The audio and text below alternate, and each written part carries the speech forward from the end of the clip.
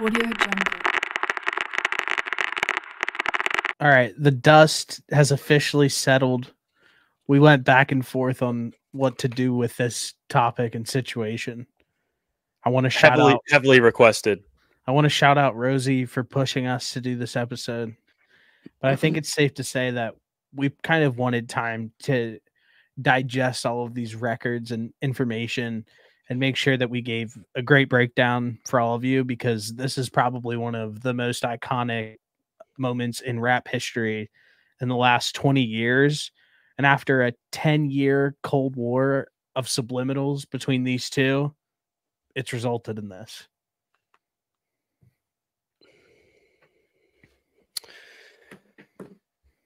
It feels like, it honestly still feels like this isn't the end, and that it might just end up popping up here down the road at some point. But I'm sure, and we can. I think let's first dive into the history, and then let's circle back on that at the end. okay, all right. I've got the timeline written down. If you want me to go through it, and then you can kind of fill in any blanks or let me know if I have something incorrect. Is that all right? Okay. Yeah, go ahead. So I got all this information from Billboard.com. So timeline starts in 2011 when Drake featured Kendrick on Buried Alive interlude on Take Care. Next was February 2012. Drake had Kendrick and ASAP open for him on his Club Paradise tour. He rapped about bringing him out to be featured on this tour, to be his openers on 4 p.m. in Calabasas. I'm sure if you are tuned in, you know what line I'm talking about. Later in the year, October 2012, ASAP Rocky had Drake on Fucking Problems off of his Long Live ASAP album. Kendrick, in that same year, Kendrick also gets Drake on his Poetic Justice track on Good Kid, Mad City album. This is kind of where, after this is kind of where like things began to go south. So August 2013, Kendrick, this is like 12 people on Control off of Big Sean's Hall of Fame album. Drake addressed this as more of like an ambitious track, more so than like him trying to start beef. October 2013, Kendrick sent shots at Drake during his BET Hip Hop Awards cipher over the Shook Ones instrumental. December 2013, Drake addresses Kendrick's shots on the language, says he never said anything bad about Kendrick. There was no real issue, and he pretty much blows like this entire thing off. He doesn't really think it's that big of a deal. Fast forward to 2015, 2016, Kendrick mentions Drake as a ghostwriter in his song King Kunta, and then Drake fires back with his feature on 100 with The Game.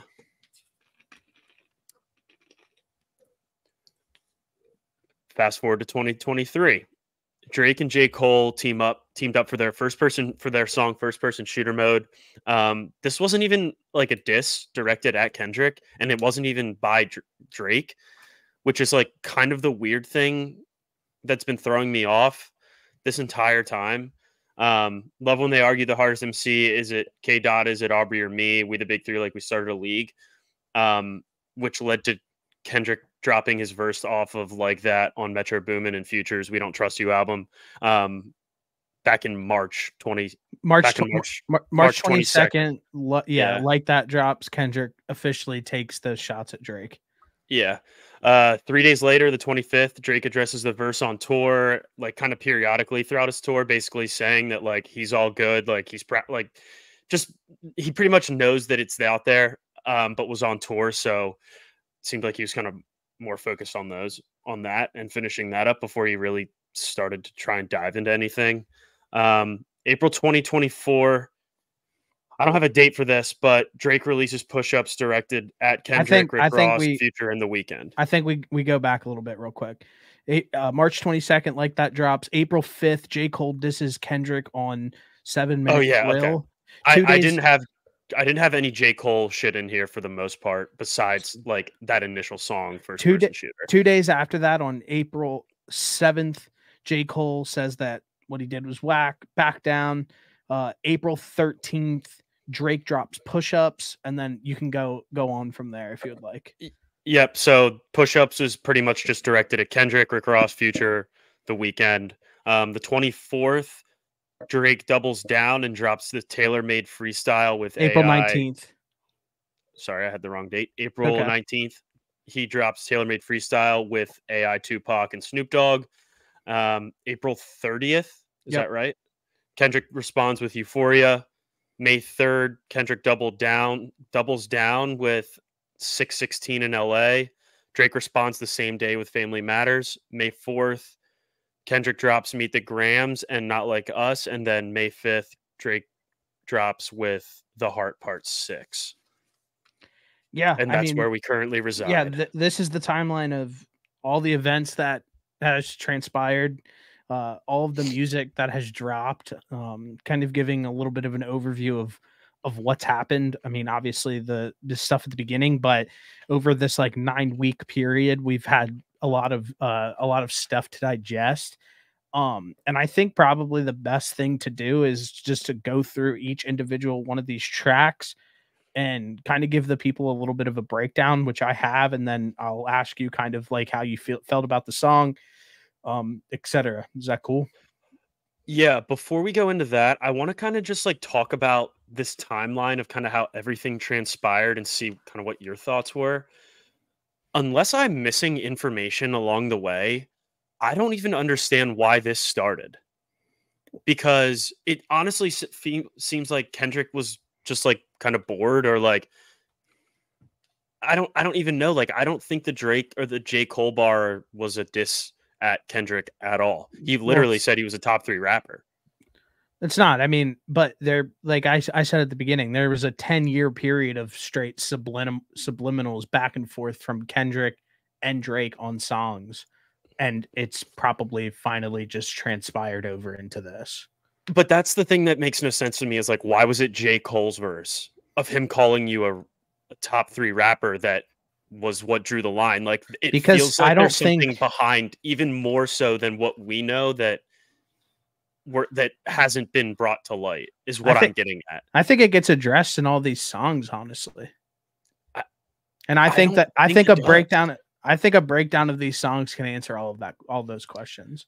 I think that Kendrick literally sits there and does not respect Drake in any way, shape, or form as like a lyricist, as a rapper, or anything like that. He thinks he's a better person than Drake in totality. And that is the issue that he has with Drake. But I think that all of that's good. I think we should break down the songs, and then we can talk about that after the songs are done. Okay. Yeah, go ahead.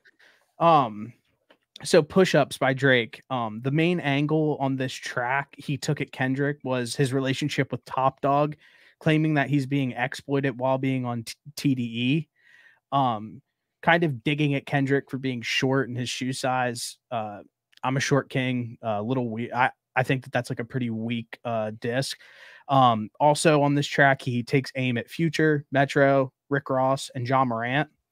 My first question to you is what did you think about Push-Ups? How did it sit with you, and where is it at now? What do you think about it currently?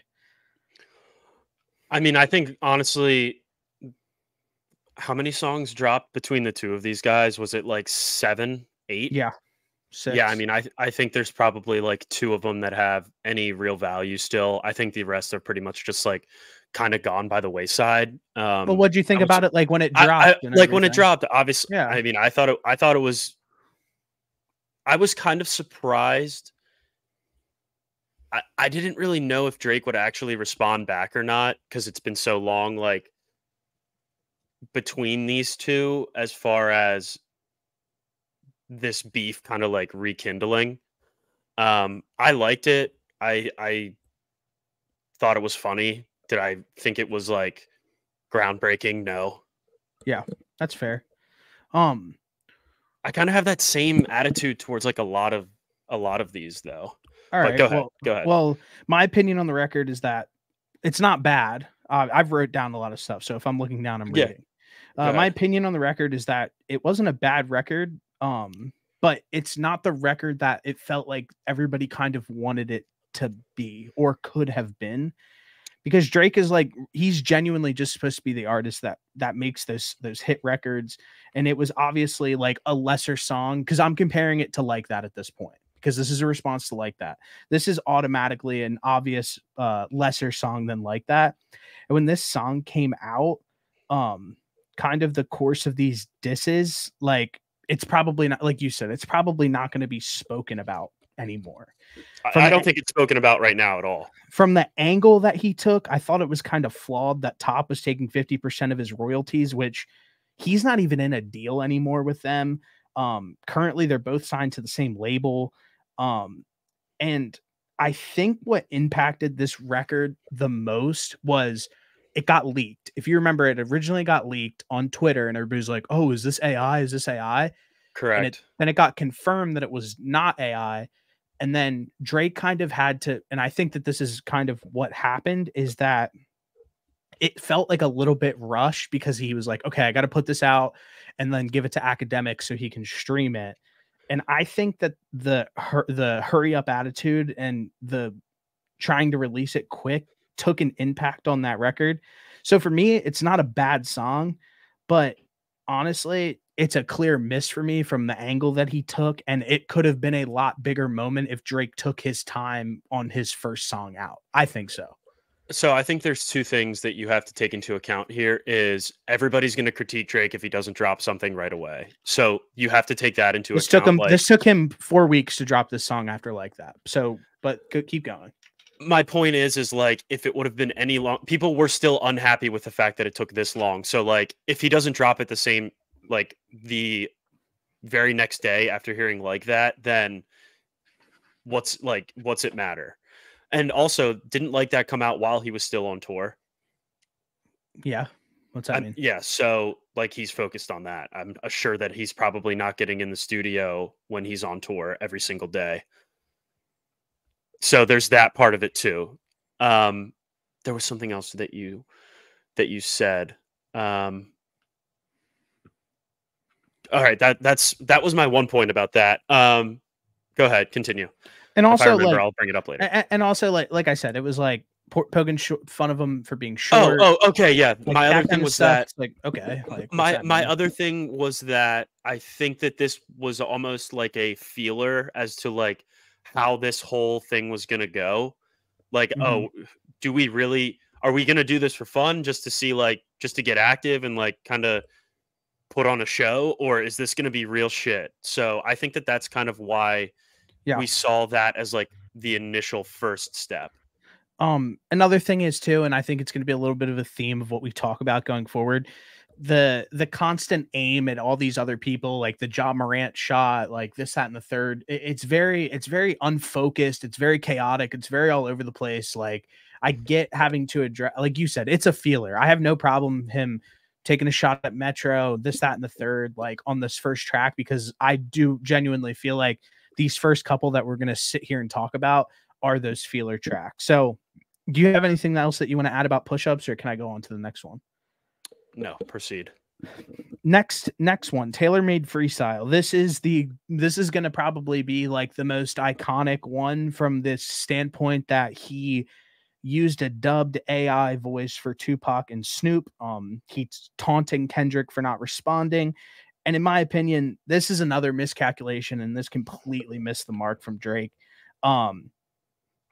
This is just like, I didn't get what he was trying to do with the AI voices. And honestly, the Tupac estate days later wrote a letter forcing him to take it down, and he deleted it. So in my opinion, that's an automatic loss.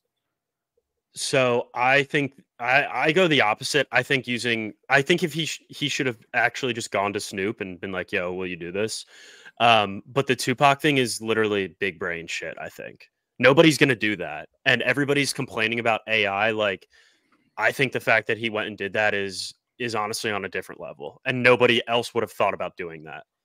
Well, because it's just, do I think it was that great? No, but no. I think the fact that he at least tried it is like, you get props for trying that. And when I first heard it, I was like, oh, holy fuck, what's happening here?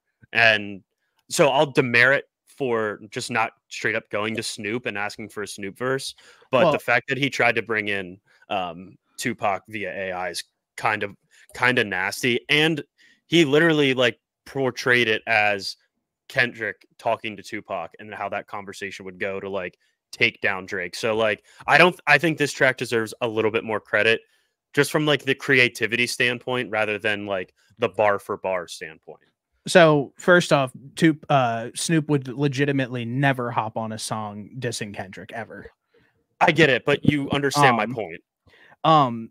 The next thing, the way that I took this record and how I interpret it was, he was, like I said, he was taunting Kendrick for not responding, and I didn't feel like Drake was respecting Kendrick as like a real opponent, and he was trying to like play it cool a little bit. It was like taunting him and this like, goes I'm back better to than you.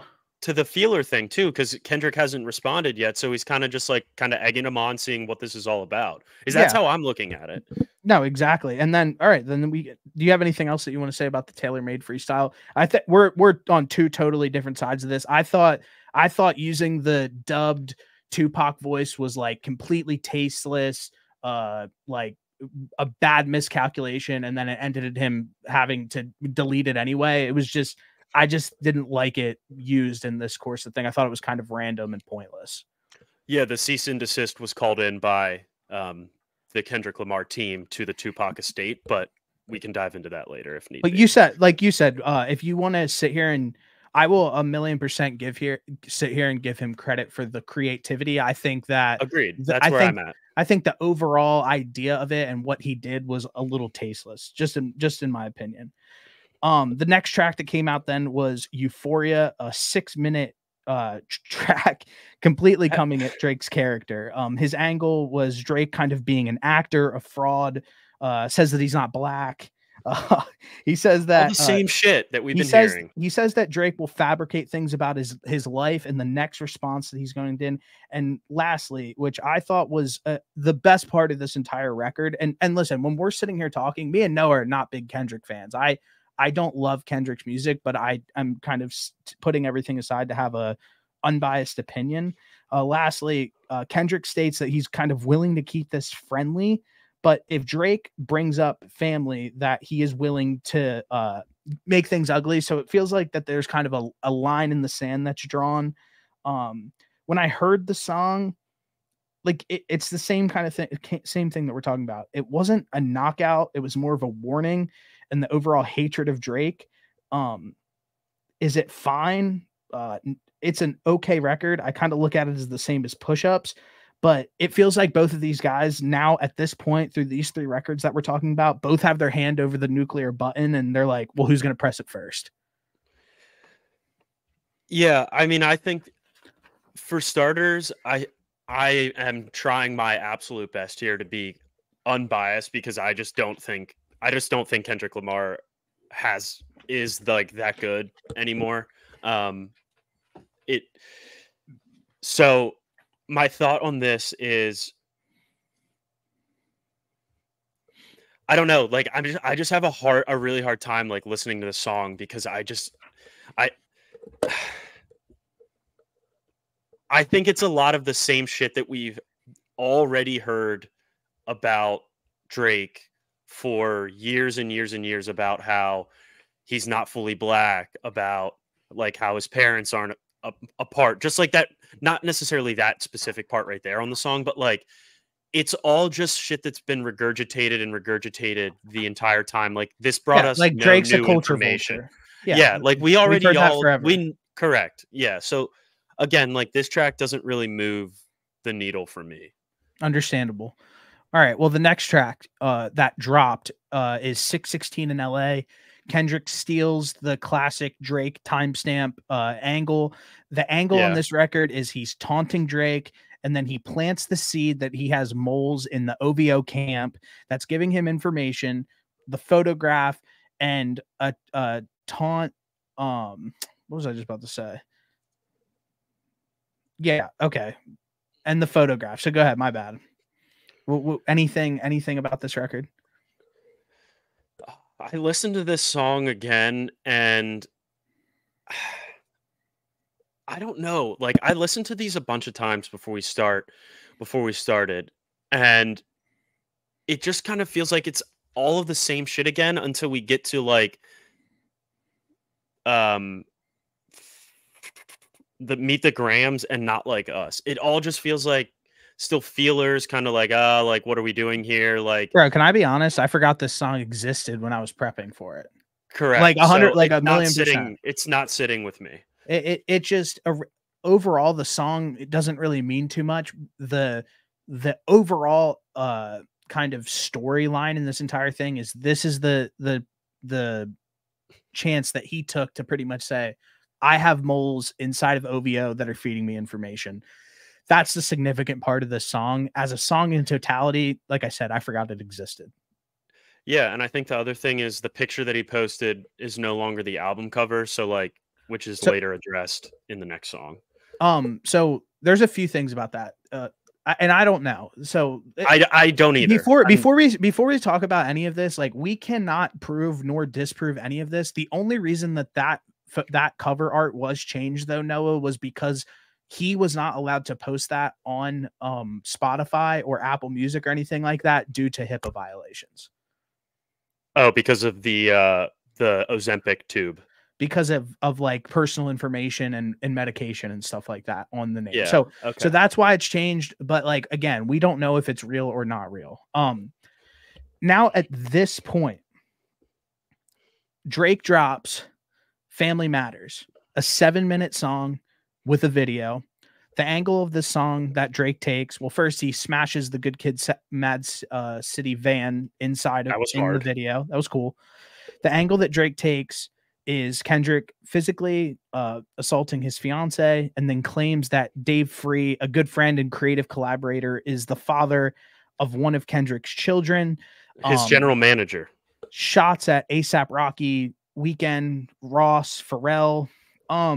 This is by far the best Drake song that he's dropped. But we'll get into it. It got stepped on really bad. So how did you feel about Family Matters when it came out? The angles that he took, the video, anything that you kind of want to add here?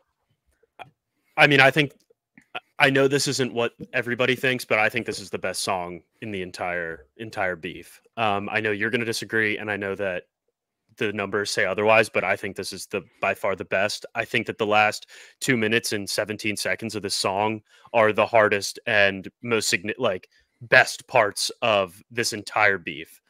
I thought the music video was really cool. I'm trying to think about some of the other stuff that happened.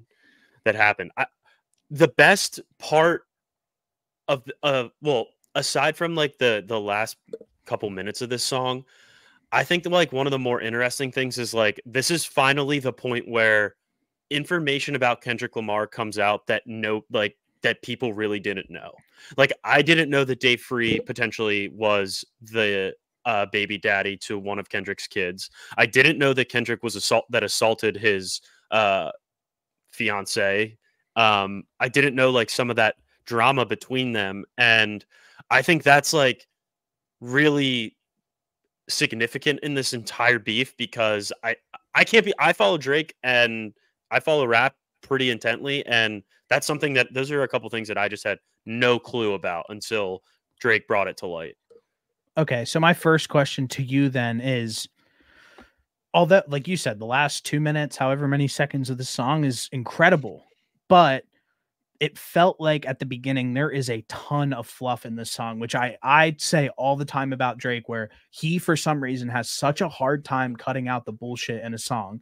And I think that at this point in the beef, instead of taking random shots at Pharrell or whoever, brother, focus up, and you're supposed to be focused on Kendrick currently. So no, it wasn't Pharrell. It was he reaches back out to Rocky, and he reaches back out to Metro, and he takes shots at A$AP Rocky, The Weeknd, Rick Ross again, and Pharrell. He takes shots at all of them on this track. What was the Pharrell diss? Flexing his jewelry and saying to get his jewelry from his estate, flexing the Tupac ring, all of that stuff.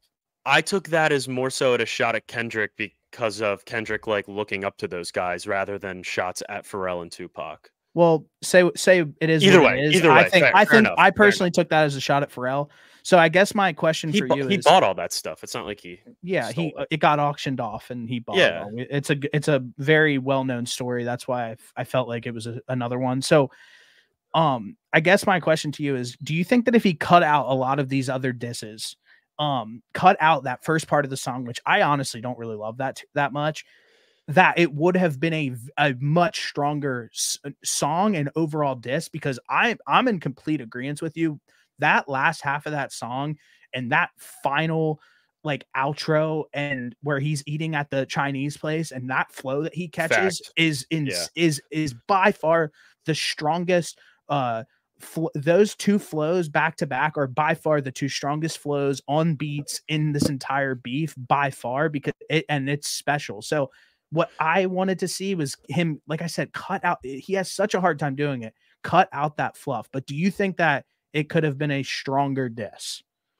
Yeah, I mean, maybe if he would have broken that down into 2 songs rather than 3 beat switches and just released like one kind of addressing like Rocky and like Rick Ross more so, again, because I think somewhere in this timeline we didn't really bring it up because it doesn't necessarily, like, it's a very small point. It's kind of what it feels like, is the Rick Ross diss that came out. He's just trolling. Right. Yeah. But I think that if Drake would have like separated that and not made it a 7.5-minute song and just put out like cut it in half and made that first part like addressed at Rocky and Rick Ross and then left like the back half of it simply at Kendrick, that it would have landed better. So good. I think another thing that really helped Kendrick out is the fact that he released his next track like right away. So it didn't really leave a lot of time. It didn't leave a lot of time for people to like really absorb that Drake song and listen to like that last 2 minutes and 15 seconds, because it was truly special. And I think if you go back and listen to it now, you'll be like, oh, holy fuck, like this guy so good, went crazy. Yeah, it's so good. I mean, it's one of my favorite. That's part of this is like, yeah, have to be quick with the timing. And it seemed like Kendrick was better timing wise with his next songs rather than Drake was like throughout the whole time. It also feels like Kendrick like ripped like 7 songs and just had them ready and didn't really even change any, like he didn't address anything in the songs kind of based off of that. It kind of just feels like he had everything already like predetermined what he was going to sing about or rap about. Okay, there's 2 things that I want to get to here with this song. The Dave Free thing completely missed the mark. It was stupid. If you hear anything that has come out like about people who know Dave Free and their relationship and all of that stuff, they're all like, Dave Free is like one of the nicest guys in the entire world. Like there was zero reason to kind of to drag him into this. So for me, it personally missed the mark. What nailed it for me was I really like what Drake did. And at the end of the day, this is super fucked up, but dragging in the idea that Kendrick potentially abuses his wife, because this questions Kendrick's character. We don't condone beating up women. No, but these abuse allegations, because Kendrick at this point, like me and you have talked about it, he builds himself up as this artist who's kind of like better than everybody and has a superior character, and revealing this like genuinely like desecrates his character and like actually makes you think like, okay, is everything that he's been saying, all of the stuff that he's been preaching, is this all a lie? Because if this is true, stop acting like you're better than everybody else because you beat your wife. Yeah, I mean, Kendrick Lamar makes albums just like preaching about being a prolific black man, and beating your wife does not fit into that category. No, and listen, that's what. And hey, you thought I wasn't going to say anything nice about Drake. To be fair, both of these guys are scumbags. Yeah, I know. To be fair though, both of these guys are scums probably at the end of the day. Yeah, probably. But again, all of this stuff we have absolutely no clue about. So the song that, like you said, like this didn't have any time to breathe. Maybe if it was shorter, maybe if it was more condensed and more focused, maybe it would have outshined this next song that came out. But Kendrick then automatically 20 minutes after Drake drops Family Matters, he drops Meet the Grams. Kendrick on this track is talking directly to Drake, Drake's son, mother, father, and alleged 11-year-old daughter.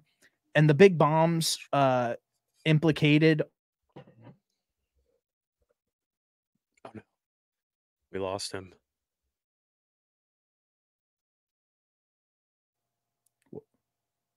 We lost you after you mentioned who who Kendrick is talking to on the song. So mother, father, Kendrick, Drake, Adonis, and the 11-year-old.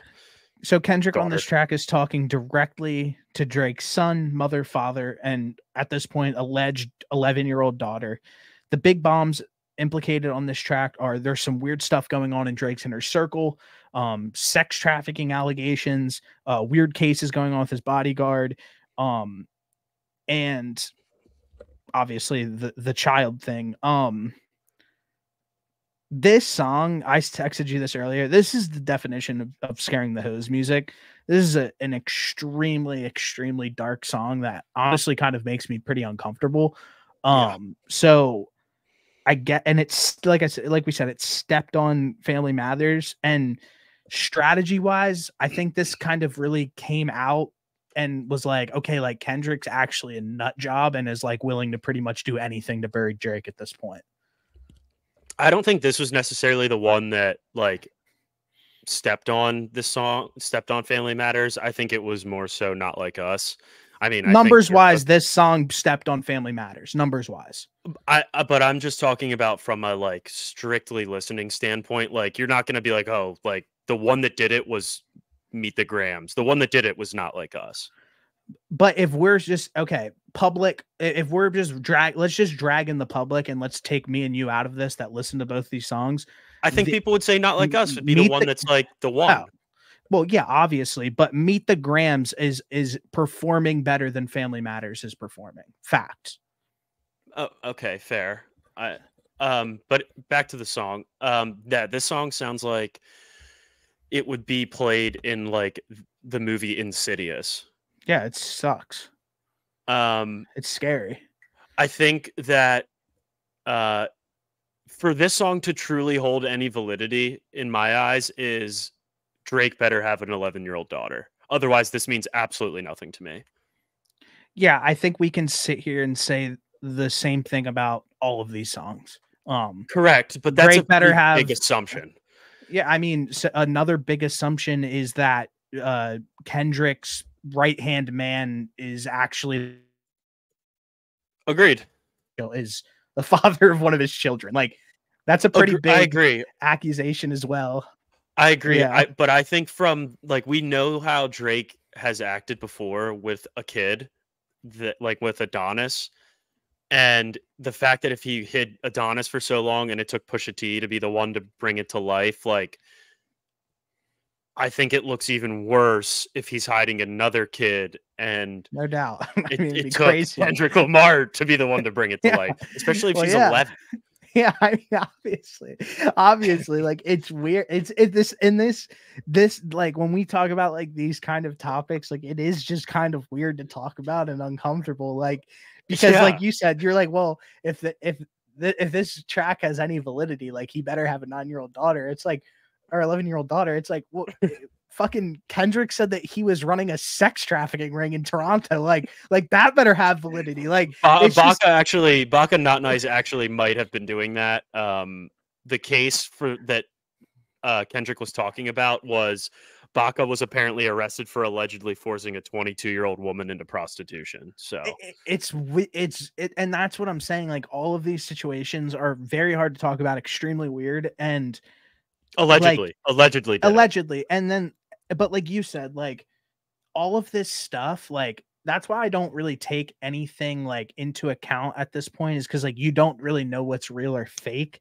That's why, like, I'm trying to just be like, okay, like, Family Matters, although I really like the song and I think Meet the Grams isn't that good of a song, the content within Meet the Grams stepped on Family Matters. It was a bigger moment, and it got more traction and did bigger numbers than Family Matters did. And that's just a fact.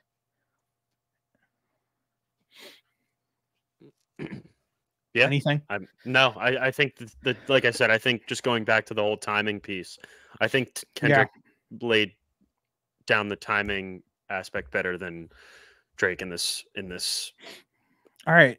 Let's get to the instance. next day. The next day, Kendrick drops an absolute smash record, Not Like Us, over a DJ Mustard beat. Some heavy claims in this.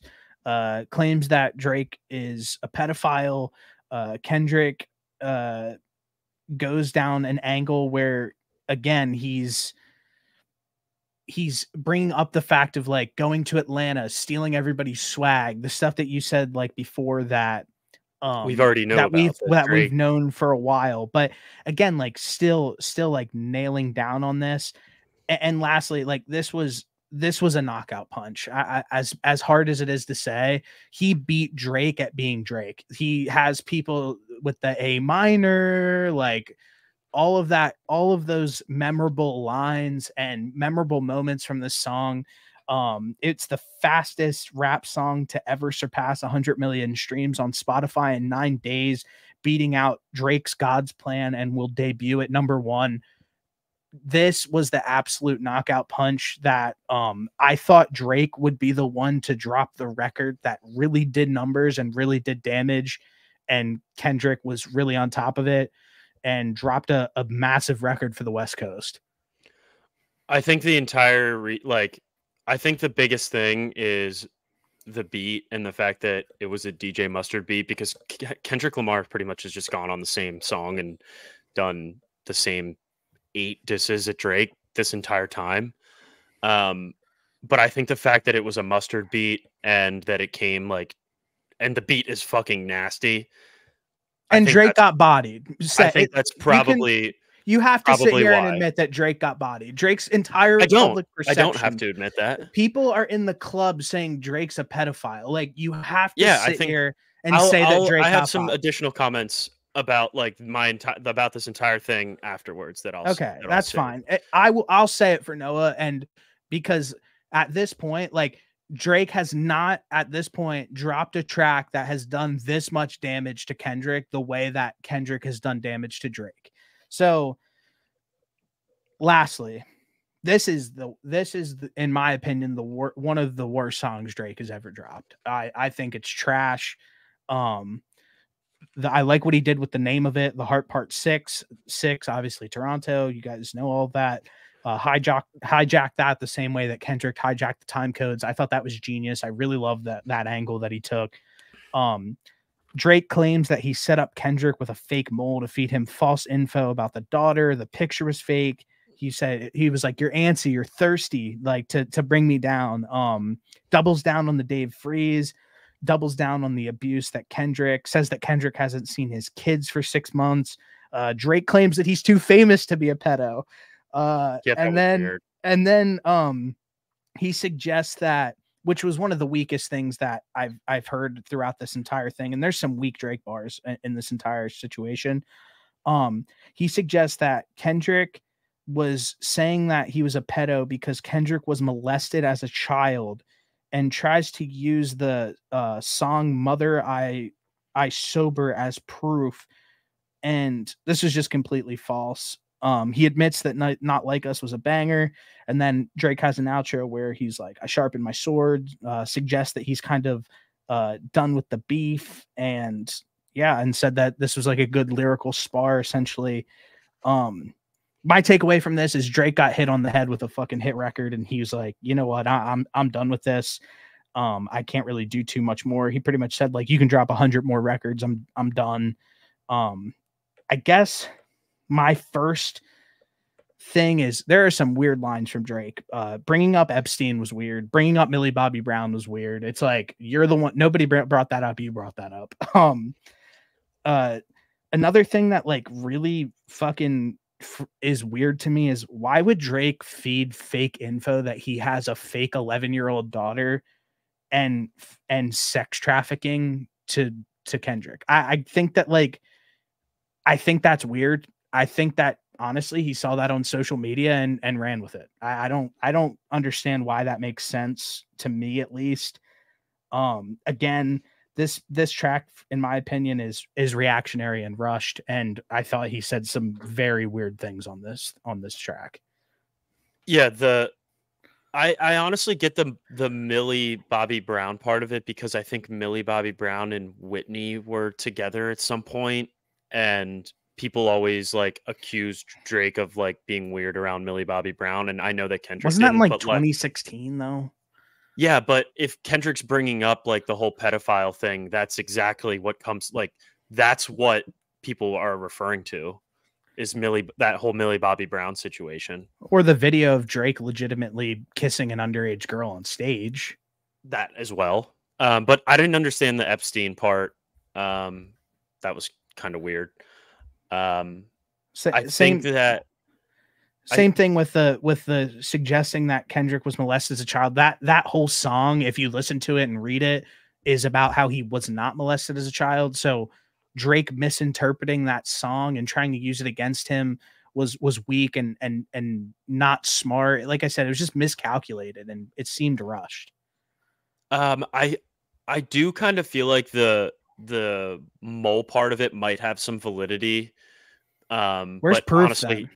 No proof. honestly, I have no idea. So Yeah. like, there's also no proof of anything else in this entire thing. Besides, other than the only proof that we have in this entire situation is that Drake was kissing an underage girl on stage and saying some weird ass shit to her. That's the only thing that we have of proof in this situation.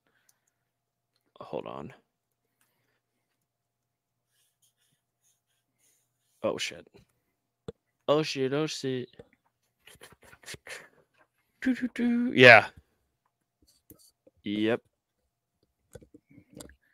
Yep. What?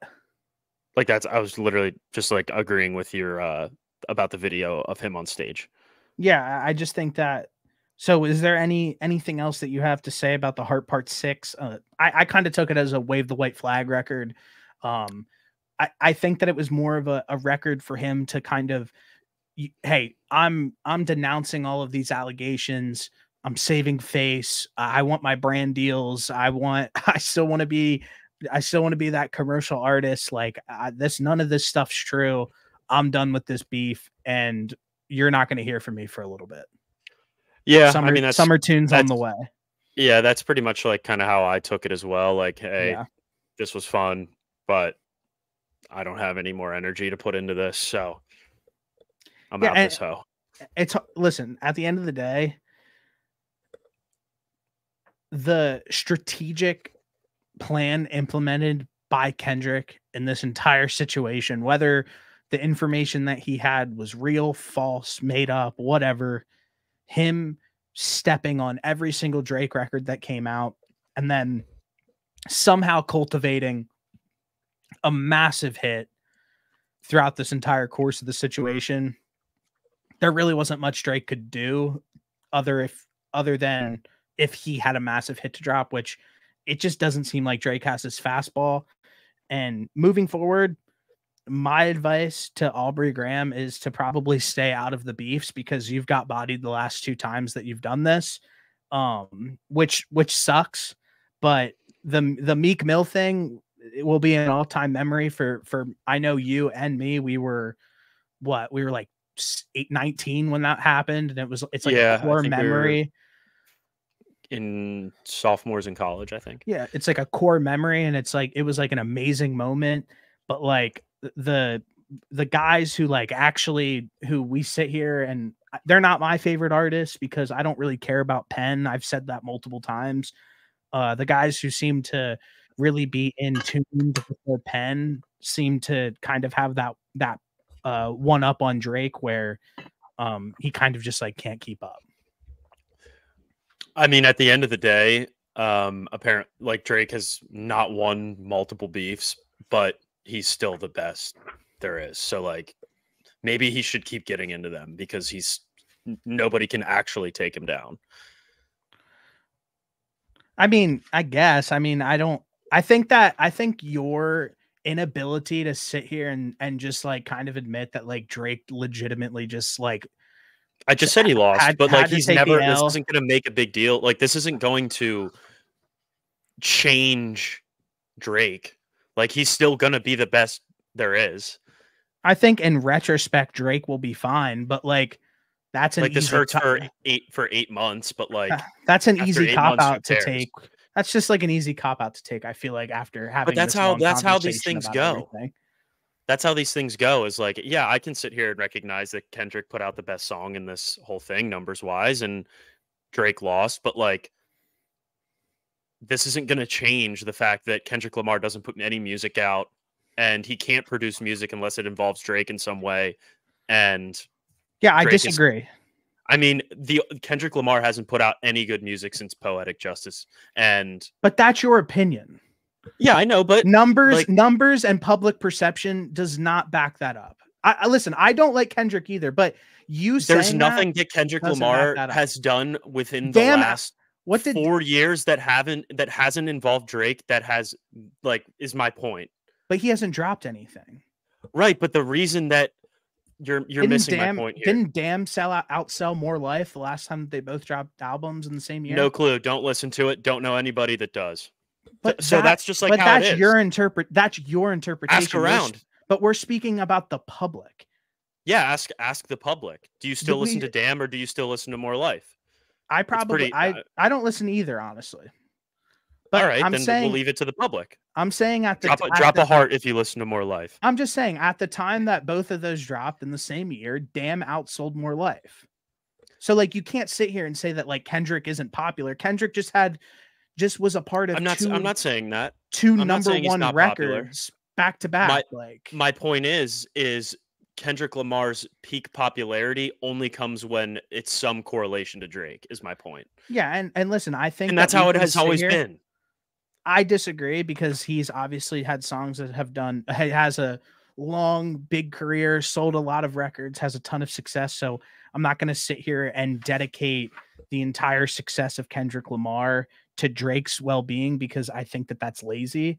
But I Drake brought him on to this scene, and apparently Kendrick's best song numbers wise is about Drake. So like those are both about him. This whole thing was a publicity stunt for everybody. So like, bro, you are so salty, bro. You are so salty that Drake got bodied, bro. I think that if you sit here and say, dude, you know what? Like Drake took an L, but you know why Drake is really great? It took the entire music industry to turn their back on Drake. I didn't get a chance to get there for him to say anything because you're saying bullshit though. I have literally go ahead then. 10 bullet points I wanted to I want you to go over your bullet points then. Okay.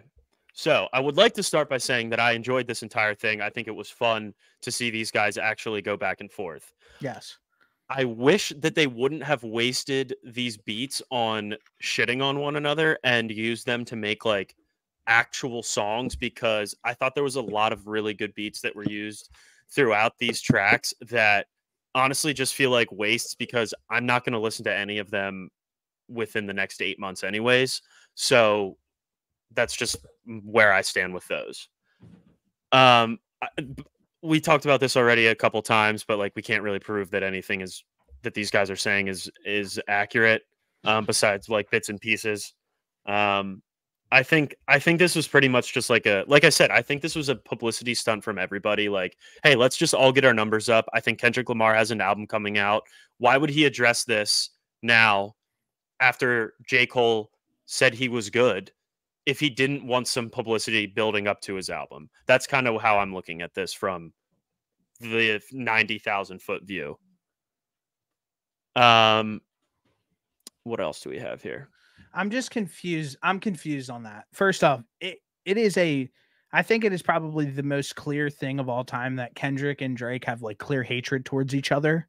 I know, but my entire point is, why did it take a J. Cole bar about liking Kendrick to be like the one that started this whole thing? That doesn't make any sense to me. I have no clue. That's what I'm saying. I think he found like a very specific niche and was like, oh, okay, this guy is talking about me on a song with a guy that I don't like. So I'm going to use that to fuel this fire and use that to jump back into things. Regardless of anything. That's the only thing that makes sense. Well, regardless of anything, if he doesn't drop an album off of what is going on currently, it is a lost opportunity for him. I fully agree, and that's what is feeding into my agenda. He's got 4 of the biggest records on the Billboard top 25 right now, and he completely needs to take advantage of that. So yeah, he should drop an album if he's not going to. Right, and I think that that's what makes the most sense here as to why this whole thing started. I said this already, but Kendrick dropping immediately after Drake, like, may have benefited him in this entire process more than anything. The timing was impeccable by Kendrick. And then I recognize the fact that Not Like Us is like the most popular track. That's crazy that we've seen in a very long time. But like I said earlier, Family Matters is still my favorite. And I really don't think that, like, none of these songs are going to hold substantial listening value at the end of this year to the point where, like, you're going to still have them in rotation. So right now it's popping off, and I think that'll probably carry on probably until like the end of the summer. But I don't really think it, like, that song might be one in the same realm as Back to Back, where, like, oh shit, we'll listen to Back to Back like every once in a while. It'll pop into the shuffle and be like, oh shit, like, remember when this happened? Like, this was a banger. I think that's how that track will sit, like, moving forward. But I don't think it's going to be like a consistently in rotation song. I personally think Not Like Us is like a legitimate contender for like song of the summer. It's crazy. It's just doing so much damage. It's crazy. I mean, I can't deny the fact that the numbers that it's doing, and I think there's definitely a chance that that is accurate. But we'll see. Yeah. Keep going. Now you're saying some good shit. Like, let's go. Keep going. Well, you didn't let me get here. Is what I was trying to get at. Saying some bullshit. Like, keep going. Well, I had a bunch of notes down that I wanted to cover at the very end of all this. You were acting like Drake. You were just like being sporadic. Listen, when we were texting about this, I literally told you that there was some things that I was not going to be able to let go. That's fine. So, you're just acting like Drake and being sporadic. But keep going. You got some good points now.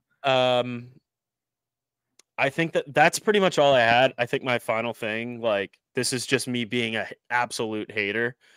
Kendrick still sounds like a Muppet that's out of breath. So that's where I rest my case. Yeah, and listen, I haven't been a massive Kendrick Lamar fan. I will say that, like, it's been fun getting to kind of see like how his fans react to certain things and see how big his fan base is and see him put out a really big hit record and watching everybody really appreciate it and break it down. That was cool for me to kind of sit there and watch, just because I've never really appreciated his art before. And I definitely have a newfound appreciation for like Kendrick Lamar. In the grand scheme of things, is this going to affect Drake? No, not any way, shape, or form. Drake's going to drop another album that a bunch of 21 to 28-year-old girls are going to absolutely love in the club, and you and all your fucking white friends who are going to shake your asses to it. So I'm not sitting here saying that like Drake's career's over, but from like a real true like rap perspective, like, I think the guys who are like rap heads like aren't going to respect Drake in the same way. Like, if Drake drops another 8 p.m. in Charlotte, like, I'm gonna be sitting in my room with my headphones on, bumping my head to it. Like, there's no doubt about that. So, because for me, it's really not that big of a deal either. I'm completely with you. But from like a public perception, I've never seen Drake get clowned like this in my entire life. I don't think you have either. I've never seen somebody effectively, because even the Pusha T record, I thought that shit was so weak and stupid and like all of that. Like, I was just like, who cares? Like, who cares if he has a kid? Like, Kendrick Lamar is a legitimate rapper. Pusha T is not. Like, when I say Kendrick Lamar's not good, that's just me being a hater. Yeah, I know deep down he's good. Like, Pusha T is actually not good. Yeah, I like when that whole thing happened, I was just like, who cares? Like, I do not care what Pusha T has to say. In this situation, I didn't like Kendrick, but he forced me to kind of care about what he had to say with the gravity and the push behind his records that were like at a point just like, okay, like, this is absolutely undeniable, and I can't even sit here and say anything else other than that. But bro, honestly, I said this a little bit ago where I'm just like, man, I want Drake to, and I don't know, maybe some time off would be detrimental to him at this point because people will probably have something to say about it.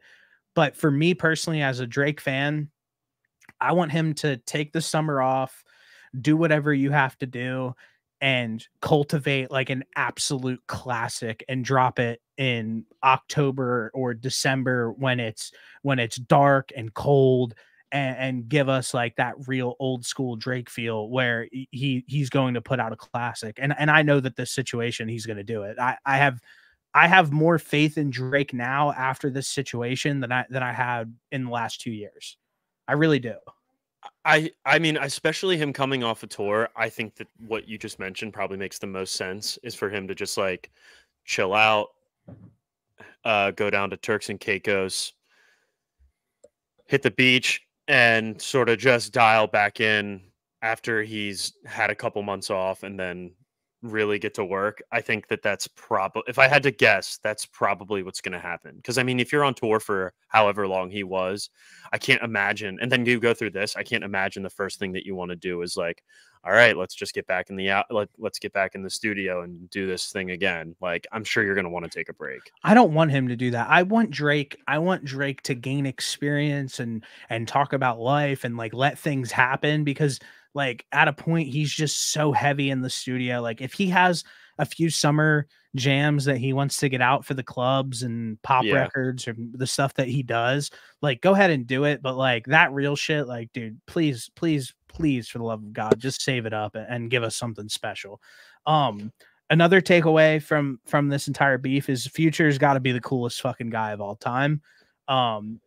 Future kind of was the one who dropped this entire bomb, and nobody said anything about him. And the only thing that Drake said was just like pretty much like, damn, me and Pluto's never even really been through it. And like I low-key think Metro Boomin made out. I think Metro Boomin made out the cleanest in this entire thing. Actually, maybe not the cleanest, because Drake did kind of clown him and just tell him to shut his bitch ass up and make some drums. But that BBL Drizzy beat is low-key hilarious. Yeah. No, it is. It keeps popping up and people keep making EDM version remixes of it, and it's honestly stuck in my head. No, it is. And another thing too, because another line that I wanted to talk about that I completely forgot and it just rejogged my memory was Drake in that song Family Matters, which completely made me hate the entire song, was Drake saying, "You're right. There's no big three. It's just Big D, and there's video proof." Dude, just stop. Like literally, like, bro, when he said that, I was just like, Drake like isn't like, Drake just should never say something like that. Like I thought that was really weird. But you know how we literally both just sat here and talked about and agreed about how Drake is a culture vulture. And I don't know if that video is even him or if it's AI, but like that is that is the exact thing of him culture vulturing. Like that video was all over Twitter for a while, and I know he saw it, and especially if it wasn't real. And the fact that he leaned into that and made a bar about it, yes, it's not great, but that is the least surprising thing. I know. Sometimes I say it all the time. Sometimes I just want Drake to like prove me wrong. Like be like, all right, great. He didn't talk about this. Like he didn't say something super corny. Like that's where it was just but he's always done that shit. I hate it. That's just who it is. From the culture vulture standpoint, I get what people are saying, but I feel like from Drake's perspective, I feel like he's done nothing but respect everybody from the area, big up all the old homies, everybody. Help out the young guys. Yeah, help out the young guys. I think that is a little bit of an overblown statement. I got the angle that they were trying to make it, because I mean it is a strong angle. But from my perspective of things, and I'm a white guy from fucking, I'm not gonna say exactly where I'm from, dude. Come on, you're gonna leak our location. we've been actually getting views on these videos. You're gonna leak our location, and then so from there, I I don't have that. Yeah, I'm moving actually. I don't have that much like perspective on it, but from outside looking in, it feels like Drake does his due diligence where if he is taking or feeding from that sort of culture that he's giving back in a major way. Yeah, it seems like he's also going to like I understand the angle as well, but it would feel disrespectful if you were making songs about these culture about like these other cultures and not trying to bring in like the biggest guys from the like from that space or like guys that are trying like guys that are popping. Um like he had Dave. He did a mix. He did a remix with a song from Dave from the UK, Central C from the UK. There was what's the other one? Like Burna Boy from the UK or from Jamaica. Like guys all around and Central Pop C. Pop Can. Like those guys are all like pretty popular where they're from, and it would be different to me if he's just going over there and snagging that style and not trying to like help out those guys along the way. I'm right with you. I'm right with you on that. Um, so I guess probably then what I want to see come out of this is one, this is nowhere close to being over. Because I mean, obviously, like a lot of stuff has been going on with Drake personally, where bodyguards are getting shot and That was wild. his house is like getting like bombarded by whoever. It's The crazy. And helicopters over his yeah, crib. so it seems like this situation is going to be very far from over. I'm sure that we're going to hear another diss here at some point, and hopefully it doesn't transpire into anything more. Other than that, like I said, I want Drake to tuck away if he has some stuff. I saw somebody say that he has a ton of songs like at the Heaven's Gates with Uzi and like I hope he puts that out. some of those Like a Lucy's Dark Lane Dark Lane was it? demo tapes too is what I saw. Yeah, that I would really would be appreciate sick. that because I loved Dark Lane demo tapes, the first one when it came out over COVID. If he has Yeah. something like that, I'll take that every day of the week. For Kendrick, capitalize on being the biggest artist in the game right now, but he's absolutely smashing it. So if he Yeah. drops an album, I feel like it would make the most sense out of all of this. You actually think there's another disc coming out? Because I think that it's done for now. I don't think we get No, another unless Kendrick comes out with an album and has additional diss songs on there. I don't think we see anything else no, for a while. I don't think that I do think that there's going to be another diss song dropped at some point or another subliminal or something along those lines. I mean, Oh, like even in the future. yeah, even in the future for sure. This is far from over. Right. Okay. Yeah. Because I don't think it's fully settled either. I think it's just on the back burner until further notice, probably. No, definitely. And it needs to be at this point because unless if Drake has hard concrete evidence of any of the stuff that he's talking about from planting a mole with the fake kid or whatever, if you have that hardcore evidence, I think at this point, if you want to put that out, I think that that would verify things and make him look better and kind of like make Kendrick's disses way less legitimate. But other than that, I think it's probably everything's left better unsaid. Yeah. Because realistically, if these guys do have proof of one another, what happens? Are they just both fucked and nobody gets Drake or Kendrick Lamar music ever again? Like who does that benefit? I mean, obviously it benefits the people that were affected if it's actually happening, but I think something that you're like downplaying a little bit, honestly, is like Kendrick and Drake like hate each other. oh no, I know that. But if they had actual like concrete evidence of one another doing this, why would they actually not just like put it out there? I don't know, and that is a very great question, and it because I think a lot of it is probably like fake or like not legitimate, like the same way that fabricated. Like the only thing that I honestly believe in this entire situation is that Drake has a daughter. That would be the least shocking thing of all time. That's what I said already. Yeah. And I think that like everybody, because everybody ran with like the one girl in the J. Cole music video. Kendrick, I saw that. if I people saw think that. that Kendrick's like that dumb, like I get it. Like I just think that like everybody needs to kind of take a step back and be like, all right, we're done. This is a great time, but like we Yeah. need to let everything breathe. But I Yeah. don't think we'll ever see hardcore evidence.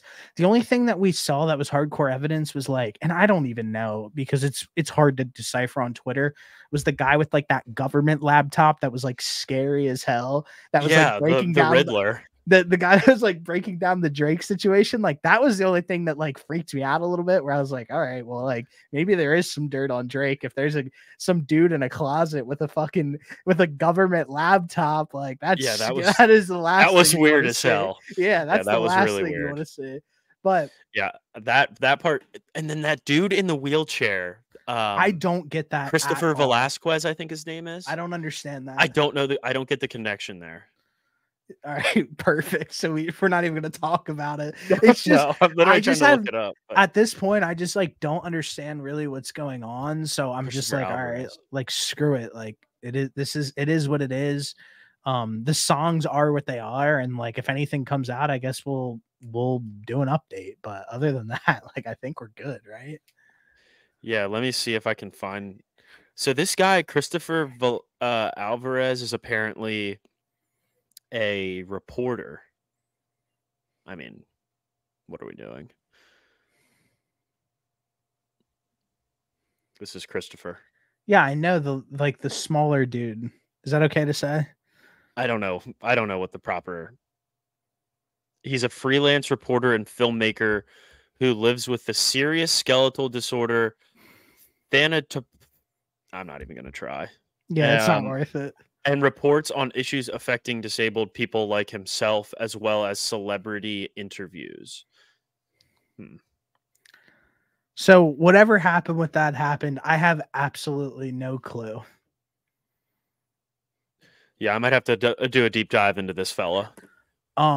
I guess to cap it off, we're at an hour. Do you have anything else that you would like to add to this Kendrick beef and the Drake beef, or are you good? Are you good to close the book on it? I didn't even want to. I did not want to shoot this episode at all. This is the last thing I wanted to do. In my honestly wanted to talk about the NFL schedules coming out. To be honest, well, we're gonna have to do that another time. We've got plenty of time to talk about that. This was like the last episode I wanted to record, just because I didn't like the content that was released. Like it was weird. It's hard to talk about. So that's a main thing. And then on top of it, like I know that I've been critical of Drake, but I don't like to see him painted in this light. So I didn't want to do this episode. Well, I hope that everybody, Rosie, that requested it, it was everything that you ever expected. I fully expect you to play this on a loop like 100 times while overnight, so we get 100 views. So yeah, and shout out to everybody that has been watching. We've gained 10 subscribers in the last week, a ton of new viewers and new people coming in. I hope a ton of new people watch this podcast as well, because we'll be back to our regular scheduled football programming next week. Next week. All right, brother. Audio Jungle.